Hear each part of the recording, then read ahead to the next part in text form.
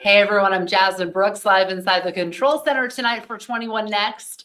You know, it was a year ago where we showed you some crazy video of a burglary, specifically a luxury car being stolen. We're going to show you the video right now because now we know that a man has been arrested at just 22 years old for this after a year-long investigation. Remember this one, guys? Well, Northern York Regional Police, they actually investigated for a whole year, and now 22-year-old Andrew Boyd was arrested for this, all caught on camera. So basically what happened was they responded to Thornton Automotive before 4 a.m. We're talking 3:52 in the morning, and it was an active burglary. That's what they were responding to. It was all clearly caught on camera. So two suspects had carjacked this orange Camaro you see there, and it was used to ram the front doors of the dealership and get away. So Andrew Boyd, just 22 years old, arrested on charges of felony burglary, theft by unlawful taking, receiving stolen property, criminal mischief, and unauthorized use of motor vehicles stemming from this. This is back in 2024, May 13th, and now an arrest. Wow.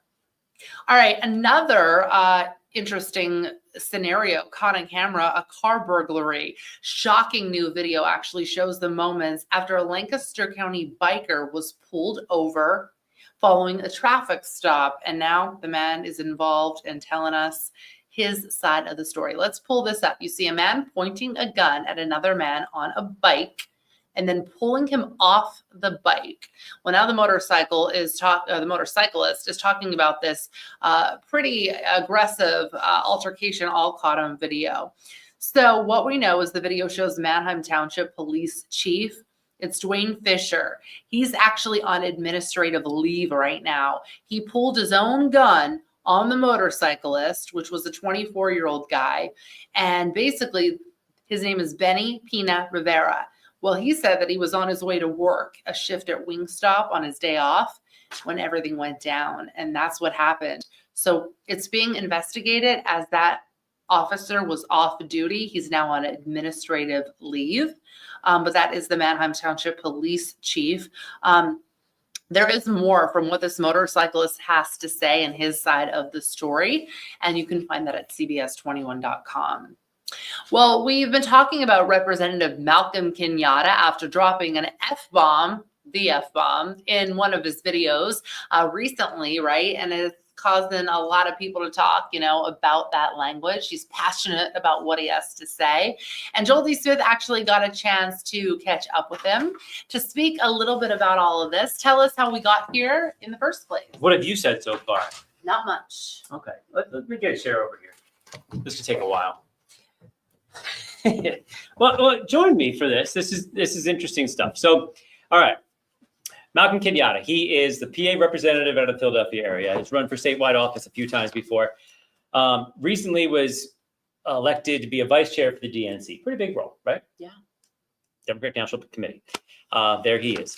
So the thing is, he said earlier this week, and we ran the soundbite. He said he was frustrated about what's going on in the DNC because they're having a new vote, and he said, I can't believe this. We should be instead focusing on effing this and within our own party.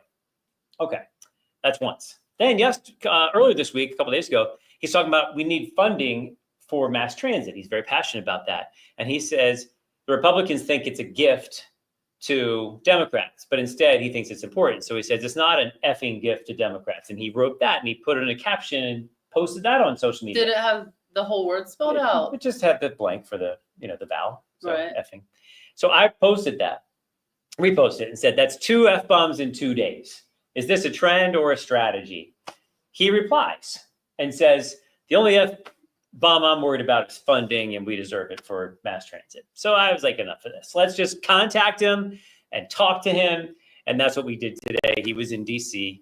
He actually had to delay our interview once because he was talking to the DNC while in DC doing some talks and things like that. So what he basically said was, I tried to press him. I'm like, why are you using this language all of a sudden? I've interviewed you a number of times. You never said this before. Like, what's going on? And he goes, well, I'm passionate about this. And I want to talk about funding. So I asked him again and again. And eventually he said, you want to get attention on the important stuff. Yes, that's what. There's the answer. He wants attention on it, and he's getting it because he said the F word.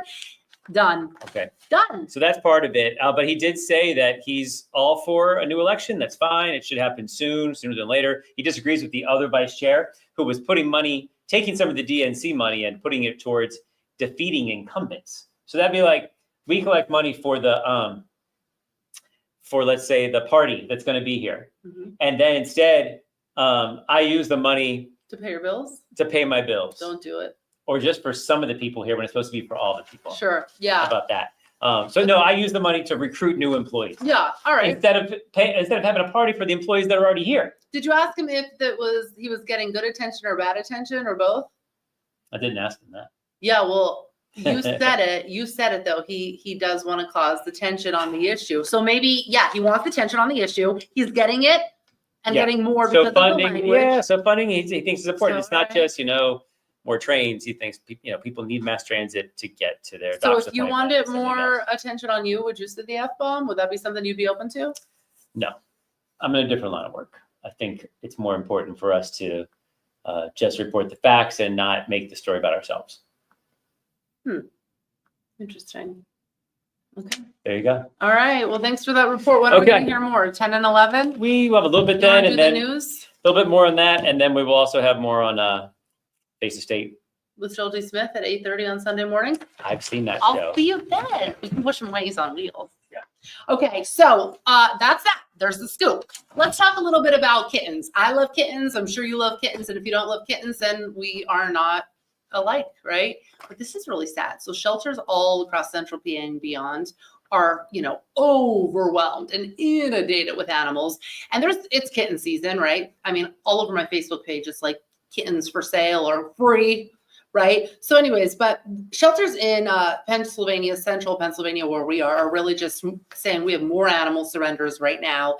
And it's a lot, especially with a lot of kittens. But this specific one we're talking about was abandoned on the side of the road. And it's really a growing issue, they say, where these animals are found in not so good conditions. They say severe conditions.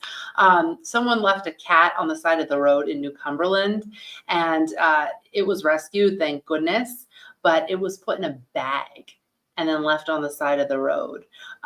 So you're looking at Speranza Animal Shelter in Cumberland County, and that is a really popular place. Janine does a lot with the media, so she's very open, Janine Guido. And so she said that she gets like 30 calls a day for surrenders. So she's a busy woman. And so we're raising awareness about this now because all shelters are in this bad position, a lot of them.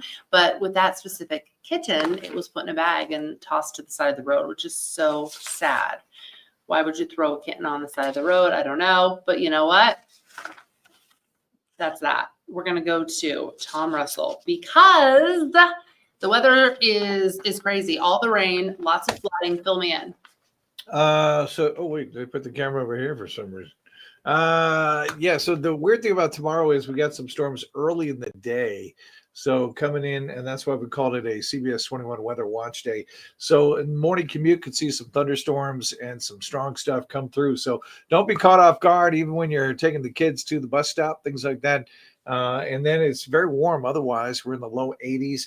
Very warm as we start the weekend. Just a few afternoon storms on Saturday. The winds pick up because of fronts coming through. So we go from the 80s back to the 70s on Sunday. So it's a pretty big switch there. But between now and the front coming through, it's going to be very warm, very humid. And then long-term, Jasmine, next weekend, of course, is Memorial Day weekend. And we're looking at clouds and some showers. Not a great start to the holiday weekend. Okay. All right. Well, thank you so much, Tom. We'll see you at 10, which is literally in like 13 minutes. So I better go. Thanks for watching on Facebook and YouTube. This is 21X. I'm Jasmine Brooks, live every night on 21X inside the Control Center. And you know what? If we're not here, we're always online, cbs21.com. But tune in. We'll be live at 10 and 11. And guess what? You can subscribe to our channel. You can give us a like. And we'll see you guys at 10. Good night. Bye.